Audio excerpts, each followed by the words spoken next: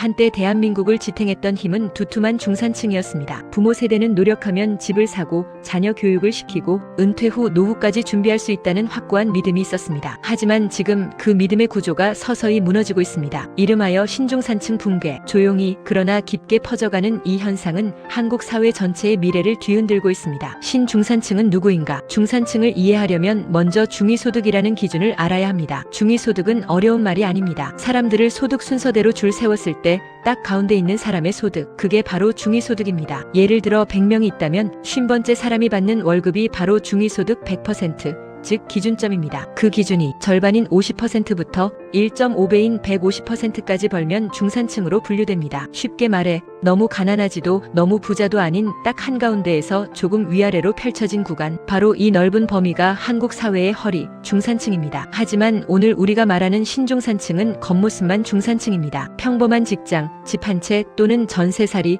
안정적인 살처럼 보이지만 속을 들여다보면 전혀 다릅니다. 소득은 불안정하고 물가와 금리, 주거비는 치솟고 부채는 세계 최고 수준으로 쌓여 있습니다. 통계상 중산층일 뿐 체감 삶은 중산층이 아닌 사람들이 늘어나는 겁니다. 왜 무너지고 있는가? 그렇다면 왜 이들은 무너지고 있을까요? 핵심 원인 5가지를 보겠습니다. 첫째, 임금 정체와 물가금리 폭등입니다. 월급은 조금씩 오르지만 장보기 물가, 전기요금, 금리는 훨씬 더 빠르게 오르고 있습니다. 결국 수입보다 지출이 더 빨리 늘어나 생활 실질 소득이 줄어들고 있습니다. 둘째, 회복이 어려운 부동산 양극화입니다. 수도권 집값은 너무 높고 지방은 거래가 끊기며 가치가 떨어지고 있습니다. 전세는 흔들리고 월세는 사상 최대, 주거 안정성이 붕괴하면서 중산층의 기초가 흔들리고 있습니다. 셋째, 교육비 부담 폭증입니다. 사교육비는 사상 최고를 기록하고 있습니다. 자녀에게 조금이라도 더 좋은 교육을 주려는 마음이 중산층 가계의 가장 큰 압박으로 다가옵니다. 결국 미래를 위한 저축까지 포기하는 악순환이 이어집니다. 넷째, 세계 최고 수준의 부채 의존입니다. 한국의 가계부채 비율은 거의 세계 1위를 오갑니다. 특히 3050대의 중산층은 주택담보대출, 전세대출, 생활대출이 겹겹이 쌓인 삼중 부채 구조에 놓여 있습니다. 금리가 조금만 올라도 집안 경제가 흔들립니다. 다섯째,